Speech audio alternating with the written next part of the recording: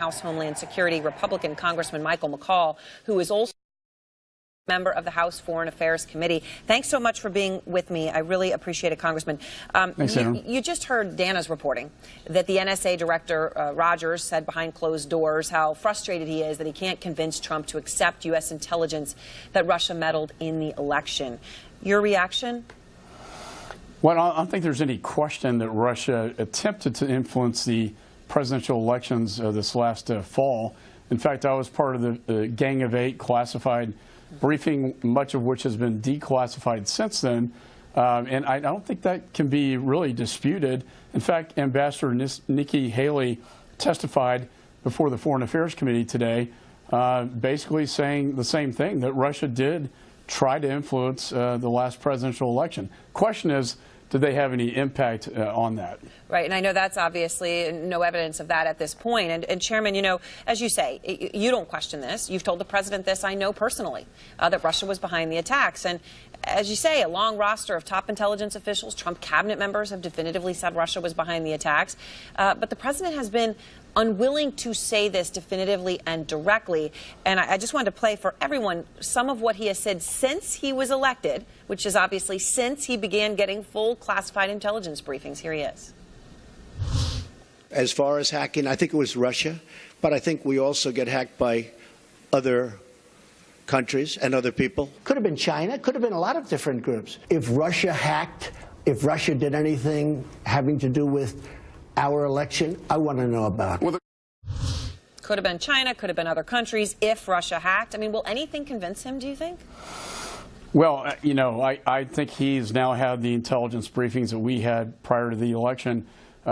It's clear to me it was a nation-state attack by Russia out of the Kremlin to influence the elections. I remember at the time, Aaron, actually getting briefed by intelligence officials and also stating, this is before the November election, why aren't we calling out Russia for what they're doing, and why aren't there consequences to this? Because this is an attack not just on Republicans or Democrats, this is an attack on all Americans and our democracy itself.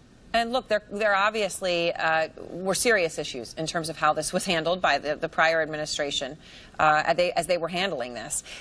You know, but as you point out, it's not just that they did it. It's that they're going to do it again, right? We've heard that repeatedly from top intelligence and government officials. Here's just a couple.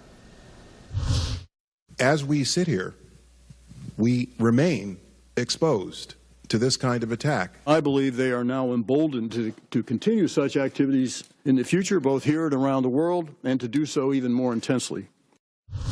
How damaging could it be to this country, Chairman, if the president refuses to accept Russia hacked and will continue to do so? Does this embolden them? Well, Clapper and Jay Johnson were the two that actually briefed us at the time. This is nothing new, by the way. Foreign adversaries have tried to influence our elections in the past. I prosecuted the Johnny Chung case that led us to Director of Chinese Intelligence trying to put money into the Clinton campaign.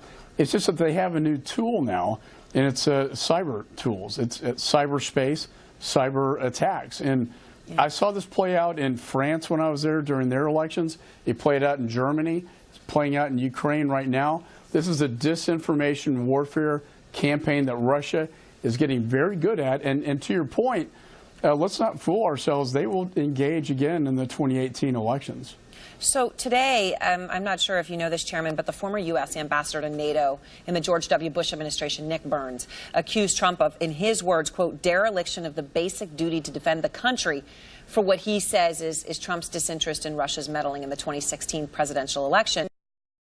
The top Democrat on the House Intelligence Committee, Adam Schiff, told CNN this afternoon that he, quote, completely agrees. Do you? Well, look, in the Congress, our response to Crimea, but also the Russian interference in our elections, is the Russian sanction bill.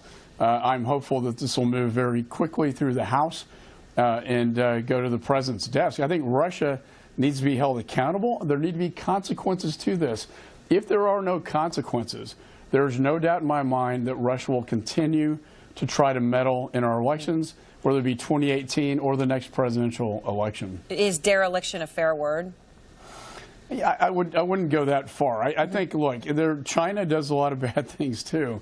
There are a lot of foreign adversaries, Iran, China, North Korea, Russia, constantly conducting cyber attacks. But I think Russia is really the best at what's called disinformation campaign warfare, and we better be ready for it this next election cycle. And Chairman, I want to ask you about the other major story this hour, Syria.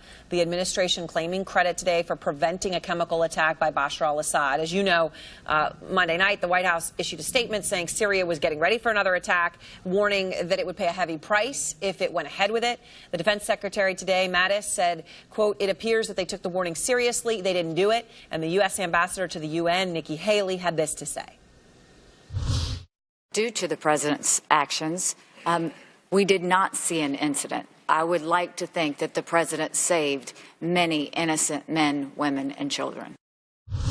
2 days later, there is no attack, Chairman. Can the administration, though, come out and do this, definitively claim credit? I mean, what if it happens tomorrow or the next day? I mean, are you comfortable with this credit claiming?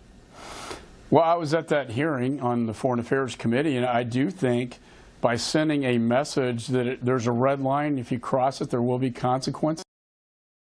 Unlike the previous administration, that did stop, in my judgment, a serious. We had good intelligence that there was a premeditated chemical attack in the near future.